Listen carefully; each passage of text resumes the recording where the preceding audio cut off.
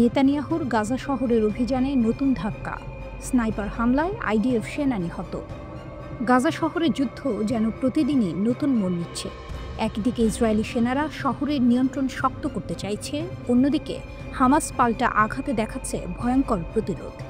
24শে সেপ্টেম্বরের দিনে এই সংঘর্ষে যোগ হল আরও একটি রক্তাক্ত অধ্যায়। হামাসের স্নাইপার আক্রমণে প্রাণ হারালেন এক তরুণ আইডিএফ সৈন্য। স্নাইপারের গুলিতে তরুণ সৈন্য নিহত। বেরশেবা শহরের 21 বছর বয়সী সৈন্যটি নাহাল ব্রিগেডের 932তম ব্যাটালিয়নের সদস্য ছিলেন। দক্ষিণ গাজা শহরের একটি পোস্টে পাহারায় থাকাকালে হঠাৎ হামাসের এক স্নাইপারের গুলিতে লুটিয়ে পড়েন তিনি। আইডিএফ জানিয়েছে, ডেমলাশ নামের ওই সৈন্য একটি গার্ড পজিশনে দায়িত্ব পালন করছিলেন, তখনই গুলিবিদ্ধ হয়ে প্রাণ হারান। তার মৃত্যুতে ইসরায়েলের প্রতিরক্ষামন্ত্রী ইসরায়েল কাটজ গভীর শোক প্রকাশ করেছেন। তিনি এক বিবৃতিতে বলেন, আমি নাহাল ব্রিগেডের সাহসী যোদ্ধা সার্জেন্ট কর্পোরাল লালচাও সাইমন ডেমলাশের পরিবারের প্রতি গভীর সমবেদনা জানাই। সমগ্র ইসরায়েল তার বীরত্বের প্রশংসা করছে এবং এই দুঃসময়ে তার পরিবারকে আলিঙ্গন করছে। আমাদের সৈন্যরা লড়াই চালিয়ে যাবে যতক্ষণ না জিম্মিদের মুক্তি এবং শত্রুদের পরাজয় নিশ্চিত হয়। তার স্মৃতি ধন্য হোক। আইডিএফ হতাহতের সংখ্যা বাড়ছে। এই ঘটনার ফলে গাজা শহরের নতুন আক্রমণে নিহত আইডিএফ সৈন্যের সংখ্যা দাঁড়ালো 2 জন। আর পুরো যুদ্ধের হিসাব ধরলে টাইমস অফ ইসরায়েল এর তথ্য অনুযায়ী মোট নিহত ইসরায়েলি সেনার সংখ্যা এখন 471 জন।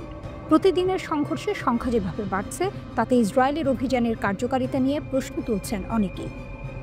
হামাসের পাল্টা বার্তা, ক্যাঙ্কেও আঘাত। এদিকে শুধু স্নাইপার আক্রমণেই থেমে থাকেনি হামাস। সংগঠনের সামরিক শাখা কাসাম ব্রিগেড দাবি করেছে, তারা গাজা শহরের তেল আল হাওয়া এলাকায় 2টি ইসরায়েলি মেরকাভা ট্যাঙ্কে আঘাত হেনেছে।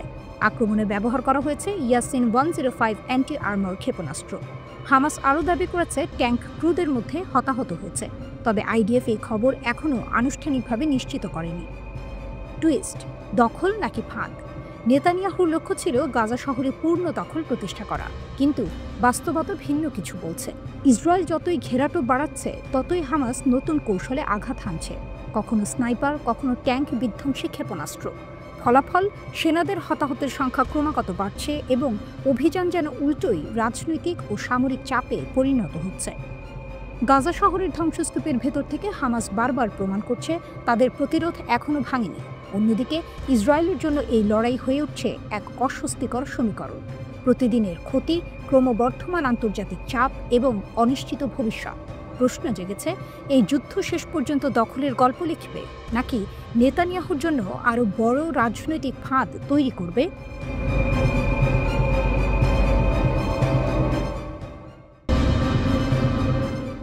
আশদোদের আকাশে রকেট। রাতের নীরবতা হঠাৎ ভেঙে গেল সাইরেনের শব্দে। আশদোদের পূর্বাঞ্চলে মানুষ দৌড়ে আশ্রয় নিল বাংকারে। ইসরায়েলি সেনাবাহিনী জানায়, গাজা থেকে ছোড়া 2টি রকেটের একটি প্রতিহত করেছে আকাশ প্রতিরক্ষা ব্যবস্থা, অন্যটি গিয়ে পড়েছে খোলা প্রান্তরে। বড় কোনো ক্ষয়ক্ষতি হয়নি, হতাহতের খবরও মেলেনি, কিন্তু আতঙ্কে কেঁপে উঠেছে শহর। আইডিএফ বা ইসরায়েলি প্রতিরক্ষা বাহিনী দ্রুত প্রতিক্রিয়ার মাধ্যমে ঘটনাটি সামলেছে বলে জানিয়েছে। তাদের ভাষায় সবকিছু প্রোটোকল অনুযায়ী হয়েছে। স্থানীয়রা জানান, প্রথমে বাজল সাইরেন, তারপর আকাশে বিস্ফোরণের শব্দ। প্রতিরক্ষা ব্যবস্থা রকেটকে ভূপাতিত করেছে। জরুরি সেবা সতর্ক অবস্থায় রাখা হলেও শেষ পর্যন্ত বেসামরিক কোনো ক্ষতি হয়নি। গাজার রকেট হুমকি কমেছে, কিন্তু শেষ হয়নি। ইসরায়েলের সেনাবাহিনী বলছে, সাম্প্রতিক সময়ে গাজার রকেট ছোড়ার সক্ষমতা কমে গেছে, ফলে আশদোদে এই ধরনের হামলা এখন বিরল ঘটনা। সর্বশেষ দূরপাল্লার রকেট হামলা হয়েছিল 6 এপ্রিল। তারপর থেকে পরিস্থিতি তুলনামূলক শান্তই ছিল, কিন্তু নতুন এই হামলা প্রমাণ করে গাজার দিক থেকে এখনও বিপদ পুরোপুরি কাটেনি। আইডিএফ বারবার বলছে, তারা অভিযান চালিয়ে যাবে যতক্ষণ না গাজার রকেট হুমকি পুরোপুরি দূর হচ্ছে। তবে এই অব্যাহত সংঘাতের মধ্যে মানবিক বিপর্যয় বেড়ে চলেছে। উত্তরের ভিন্ন চিত্র, নিজেদের দুর্ঘটনায় আহত আইডিএফ সৈন্যরা। একই দিনে ঘটেছে আরেক ঘটনা।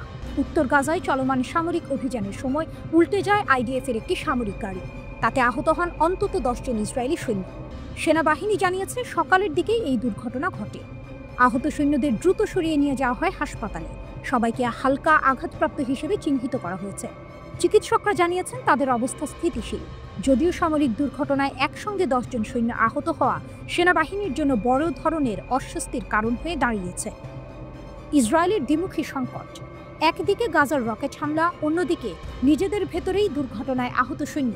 এই দুই খবরই একদিনে প্রকাশ পাওয়ায় ইসরায়েলি সেনাবাহিনীর চাপে পড়ার চিত্র স্পষ্ট হচ্ছে। বিশ্লেষকরা বলছেন, আশদোদের রকেট হামলায় হতাহতের খবর না থাকলেও মানসিক চাপ বেড়েছে, আর সামরিক বাহিনীর অভ্যন্তরীণ দুর্ঘটনা সেনাদের মনোবলকে নাড়া দিতে পারে। যুদ্ধক্ষেত্রে শুধু শত্রুর আক্রমণ নয়, এ ধরনের অঘটনও বড় ক্ষতির কারণ হয়ে দাঁড়ায়।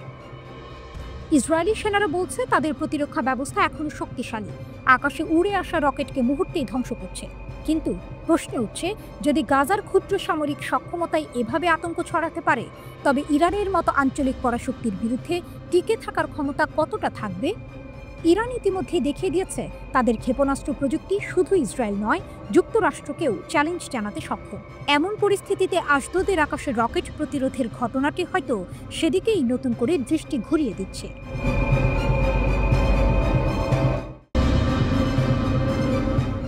গোপন সামরিক ঘাঁটি আর মিশরের হুঁশিয়ারি, ইসরায়েল ঘিরে শঙ্কার মেঘ। ইসরায়েলের সীমান্তে হঠাৎই উঠেছে এক ঝড়।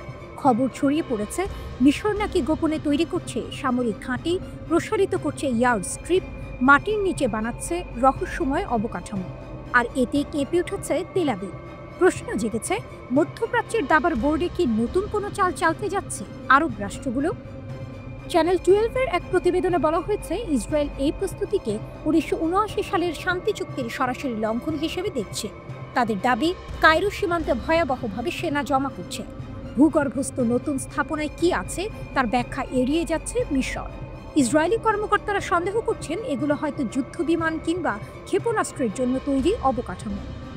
তেল আবিবে আতঙ্ক এতটাই বেড়েছে যে প্রধানমন্ত্রী নেতানিয়াহু নাকি বিষয়টি নিয়ে মার্কিন পররাষ্ট্রমন্ত্রী মার্কো রুবিওর সঙ্গে জরুরি বৈঠক করেছেন। জেরুজালেমেই হয়েছে সেই বৈঠক। মার্কিন যুক্তরাষ্ট্র শান্তি চুক্তির গ্যারান্টর হিসেবে এখন চাপে আছে। ইসরায়েল চাইছে তারা যেন কায়রোর উপর চাপ প্রয়োগ করে। একজন ইসরায়েলি কর্মকর্তা চ্যানেল 12-কে সরাসরি বলেছেন, মিশর যা করছে তা অত্যন্ত গুরুতর। কিন্তু অন্যদিকে কায়রো সব অভিযোগ উড়িয়ে দিয়েছে। মিশরের এক কর্মকর্তা স্পষ্ট জানিয়ে দিয়েছেন এসব ভিত্তিহীন। এমনকি তিনি বলেছেন, ট্রাম্প প্রশাসনও সম্প্রতি কোনো উদ্বেগের কথা কায়রোকে জানায়নি। তবে পর্দার আড়ালে অন্য ছবি আঁকা হচ্ছে।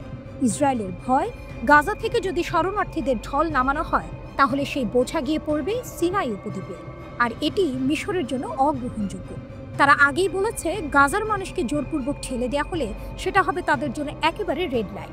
কাহিনী এখানেই শেষ নয়। কাতারের দোহায় ইসরায়েলি হামলায় বহু মানুষ নিহত হওয়ার পর আরব রাষ্ট্রগুলোর অবস্থান আরও কঠোর হয়েছে।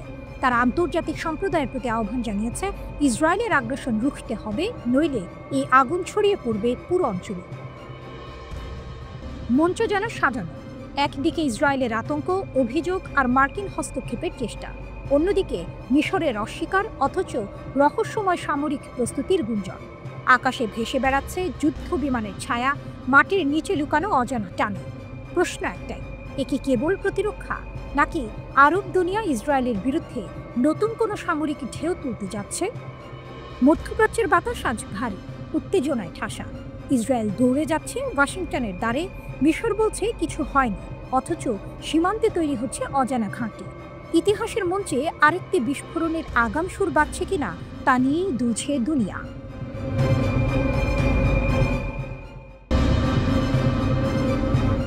যুদ্ধের ছায়া, গাজার সীমান্তে মিশরের অগ্নিঝরা হুঁশিয়ারি। গাজার আকাশে এখনো ধোঁয়া, রাস্তায় নীরবতা। এমন এক সময়েই প্রতিবেশী মিশর হঠাৎই তুলেছে তলোয়ার। সীমান্তে গর্জে উঠছে সামরিক প্রস্তুতির ঢাক। প্রশ্ন একটাই, ইসরায়েল কি এবার আরব দানবকে জাগিয়ে তুলল? ইসরায়েলের গোপন পরিকল্পনা নিয়ে কায়রোতে চলছে অস্থিরতা। শোনা যাচ্ছে তেল আবিব গাজাবাসীদের দমিয়ে দক্ষিণে ঠেলে দিতে চাইছে। সেই দক্ষিণ মানেই মিশরের সিনাই। আর এখানেই মিশরের রক্ত গরম হয়ে উঠেছে। কায়রো সাফ জানিয়ে দিয়েছে, গাজার মানুষের জোরপূর্বক স্থানান্তর একটি রেড লাইন। এই লাইন পেরোলে মিশরের তরবারি নামবে ঝলসে দেয়া বজ্রের মতো। হিজবুল্লাহ ঘনিষ্ঠ লেবানিজ দৈনিক আল আখবার রিপোর্ট করেছে, মিশর শুধু কথা বলছে না, সৈন্য, অস্ত্র আর যুদ্ধ বিমান তৈরি রাখা হয়েছে। সংকট বাড়লে সীমান্তে দ্বিগুণ সেনা মোতায়েন হবে। সিনাইয়ের আকাশে ভেসে উঠবে যুদ্ধ বিমান। প্রস্তুতির প্রতিটি ধাপে যেন ইসরায়েলকে বলা হচ্ছে, থেমে যাও, নয়তো আসবে ঝড়। একজন মিশরীয় সামরিক কর্মকর্তা আল আখবারকে জানিয়েছেন, নির্দেশ স্পষ্ট, ফিলিস্তিনিদের দিকে গুলি নয়, এর মানে মিশরের অস্ত্র শত্রু নয়, মানবতার পাশে দাঁড়াতে প্রস্তুত। তবে একই সঙ্গে তিনি সতর্ক করেছেন, যদি গাজাবাসীদের তাড়ানোর চেষ্টা হয়, প্রতিক্রিয়া আসবে মানবিক আইন মেনে, কিন্তু বজ্রাঘাতের মতো কঠোর। ইসরায়েলও নিশ্চুপ নেই। সিনাই উপদ্বীপে মিশরের সামরিক তৎপরতা দেখে আতঙ্ক চেপে ধরেছে তেল আবিবকে। অভিযোগ উঠেছে, কায়রো সীমান্তে ভয়ঙ্করভাবে সেনা জড়ো করছে। ইসরায়েলের প্রধানমন্ত্রী নাকি বিষয়টি সরাসরি মার্কিন পররাষ্ট্রমন্ত্রী মার্কো রুবিওর কাছে তুলেছেন। এ যেন এক লুকোচুরি খেলা। মিশর বলছে প্রতিরক্ষা, ইসরায়েল বলছে আক্রমণের প্রস্তুতি। গল্পে আরও এক টুইস্ট। ইসরায়েল দাবি করছে মিশর নতুন ভূগর্ভস্থ সামরিক ঘাঁটি বানাচ্ছে, যার ভেতরে কি আছে সে বিষয়ে তারা স্পষ্ট কোনো জবাব দিচ্ছে না। ক্ষেপণাস্ত্র লুকানো আছে কিনা তার প্রমাণ নেই, তবুও সন্দেহে অস্থির ইসরায়েল। এদিকে কায়রোর বার্তা স্পষ্ট, গাজাবাসীদের গণস্থানান্তর মেনে নেবে না। তারা কাউকে ঢুকতে দেবে না, কাউকে ঠেলে বেরো করবে না। মানবিকতার নামে যে চক্রান্ত, মিশর সেটাকে আগেই রুখে দেবে। সিনেমার মতো দৃশ্য আঁকা যায়। এক পাশে ইসরায়েলের গর্জন, অন্য পাশে মিশরের প্রতিশোধী দৃষ্টি। সীমান্তে সৈন্য সারি, আকাশে প্রস্তুত যুদ্ধ বিমান। গাজা যেন দাবার বোর্ড, কিন্তু এবার খেলোয়াড়রা শুধু ইসরায়েল আর হামাস নয়, প্রবেশ করেছে মিশরের মতো আঞ্চলিক দৈত্য। ইতিহাস সাক্ষী, আরব রাষ্ট্রগুলো অনেক সময় নীরব থেকেছে, কিন্তু এবার মিশর ভিন্ন সুর তুলছে। একদিকে মানবিকতার দাবি, অন্যদিকে সীমান্ত রক্ষার স্বপ্ন। ফলে সমীকরণ একেবারে বদলে যাচ্ছে। প্রশ্ন থেকে যাচ্ছে, ইসরায়েল কি গাজার পরিকল্পনায় এগোবে, নাকি মিশরের সতর্কতা শুনে পিছিয়ে যাবে? যুদ্ধের ছায়া যত ঘন হচ্ছে, ততই মধ্যপ্রাচ্যের মাটি কাঁপছে অজানা পরিণতির অপেক্ষায়।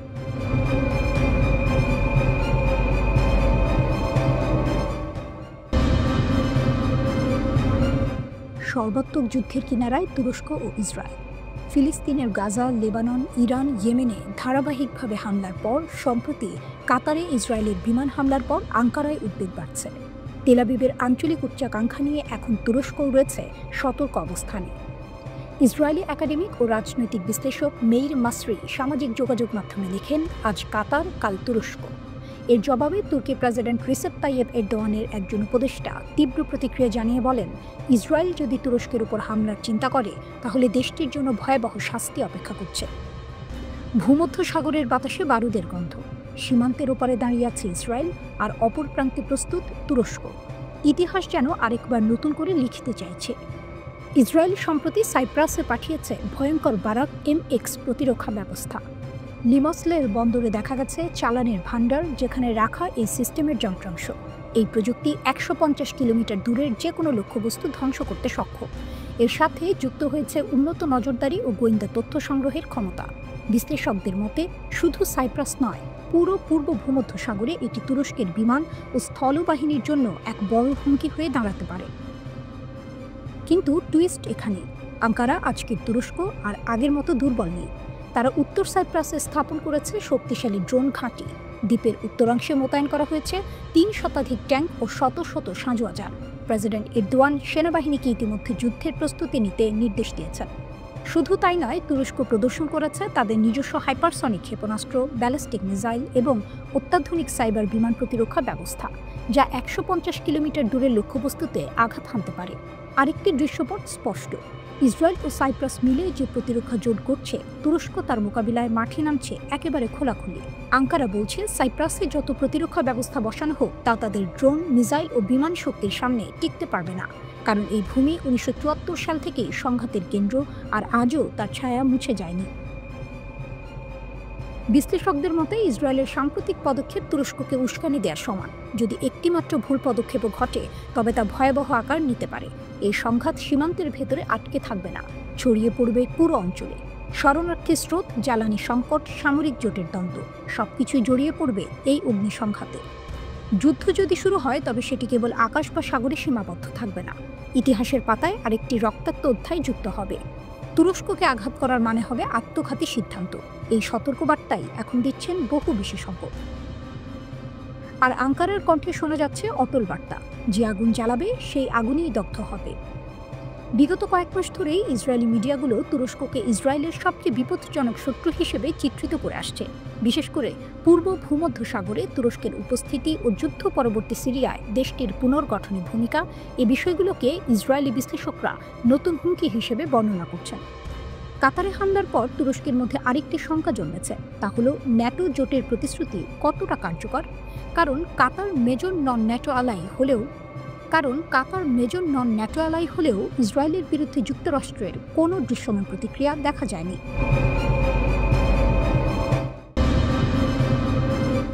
গাজা হবে কবরস্থান, ইসরায়েলকে হামাসের হুঁশিয়ারি। গাজা সিটির আকাশে ধোঁয়া, রাস্তায় গর্জে ওঠা ট্যাঙ্কের শব্দ, কিন্তু এই যুদ্ধক্ষেত্রে দাঁড়িয়ে হামাস স্পষ্ট জানিয়ে দিল, গাজা হবে তোমাদের কবরস্থান। হামাসের সতর্কবার্তা। হামাসের সশস্ত্র শাখা আল কাসাম ব্রিগেড হিব্রু ভাষায় বিবৃতি দিয়ে বলেছে, ইসরায়েল যদি গাজা সিটিতে আরও অগ্রসর হয় তবে এর মূল্য হবে ভয়াবহ।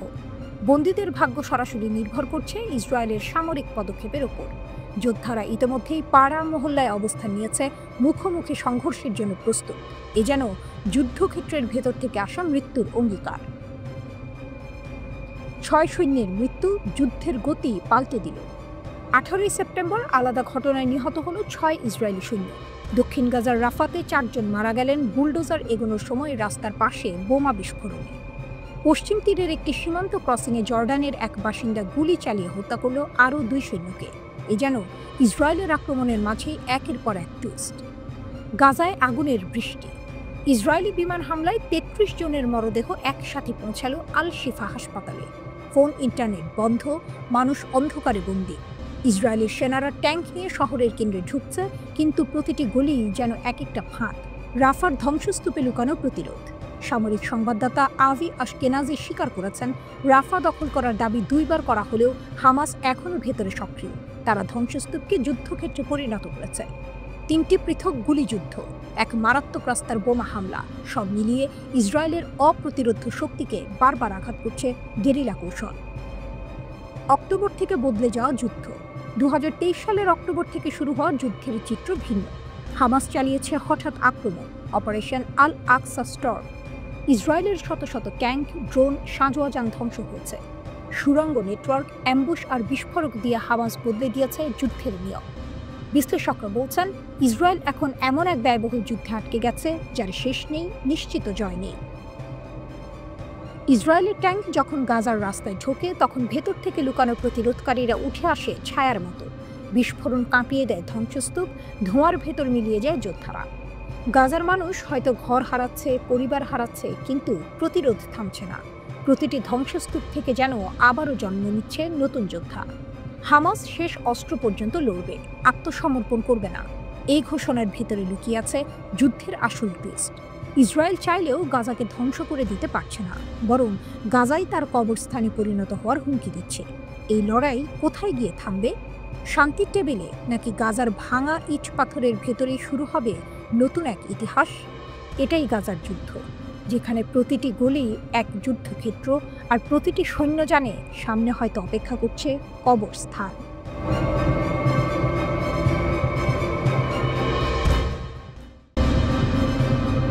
আতঙ্কে ইসরায়েল।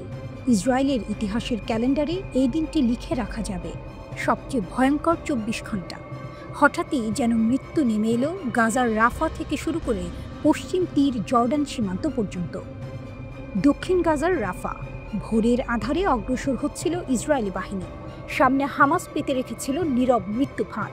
মুহূর্তেই বিস্ফোরিত হলো রোড সাইড বোমা, ছিন্ন ভিন্ন হলো আইডিএফের হ্যান্ডি, জ্বলে উঠল আগুন, আর সেখানে শেষ হলো 4 সেনার জীবন। তাদের মধ্যে একজন অফিসার, 3 জন সৈনিক। সবাই ছিলেন সম্মানিত প্যারাট্রুপার, গলানি কমান্ডো আর কিংবদন্তি সাইরেত মাক্কাল ইউনিটের সদস্য। আরও 3 জন গুরুতর আহত, একজন মৃত্যুর সঙ্গে লড়ছেন। আইডিএফের বিবৃতিতে বলা হলো, রাফা এলাকায় ডেকাল ব্যাটালিয়নের অভিযানকালে 4 সেনা শহীদ হয়েছেন। তারা অফিসার প্রশিক্ষণ স্কুলের সদস্য ছিলেন। দৃশ্যটি ছিল ভয়ঙ্কর।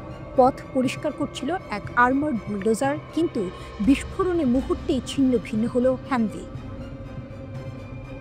এটি ছিল গত 10 দিনে গাজায় প্রথম বড় ক্ষয়ক্ষতি।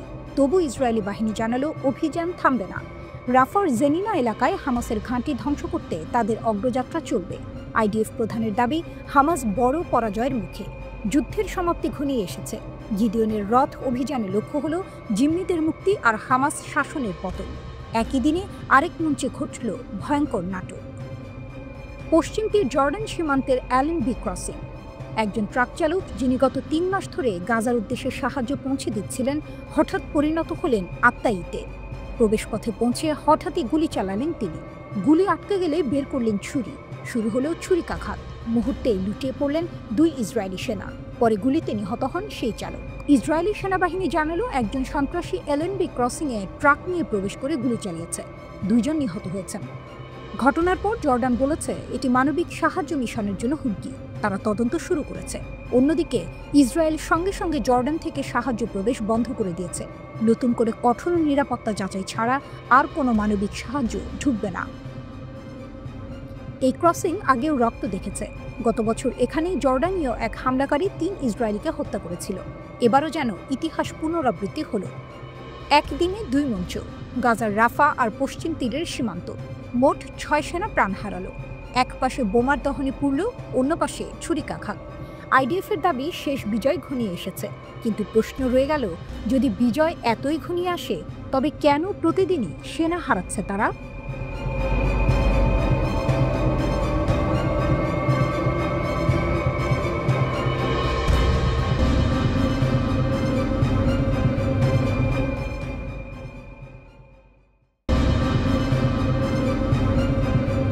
সিনাই মরুভূমিতে গর্জে উঠল চীনা ক্ষেপণাস্ত্র। মিশরের সতর্কবার্তা ইসরায়েলকে। মরুভূমির উত্তপ্ত বাতাসে হঠাৎই ভেসে উঠেছে গর্জন। না, এটা কোনো প্রাকৃতিক ঝড় নয়। সিনাই উপদ্বীপে এবার নাকি দাঁড়িয়ে গেছে চীনের তৈরি ভয়ঙ্কর HQ-9B ক্ষেপণাস্ত্র প্রতিরক্ষা ব্যবস্থা। মধ্যপ্রাচ্যের আকাশে নতুন করে যেন যুদ্ধের মেঘ জমে উঠছে। আর সেই ঝড়ের কেন্দ্রে আজ মিশর। ইসরায়েল যখন গাজায় নতুন করে স্থল অভিযান শুরু করেছে, ঠিক তখনই আঞ্চলিক গণমাধ্যমে ছড়িয়ে পড়েছে খবর মিশর মোতায়েন করেছে এই HQ-9B সিস্টেম। যদিও খবরটি স্বাধীনভাবে যাচাই করা যায়নি, তবে সত্যি হলে এর প্রতীকী অর্থই সবচেয়ে বড়। 1967 সালের 6 দিনের যুদ্ধ মনে করিয়ে দেয় এই পদক্ষেপ, যখন ইসরায়েল দখল করেছিল সিনাই, পশ্চিম তীর ও গোলান মালভূমি। পরে 1979 সালের শান্তি চুক্তির মাধ্যমে সিনাই ফেরত পায় মিশর। সেই চুক্তিতে ভারী সামরিক উপস্থিতি সীমিত রাখা হয়েছিল। তাই এবার মিশরের এই পদক্ষেপ শুধু প্রতিরক্ষা নয়, বরং ইতিহাসের পাতায় নতুন এক মোড়।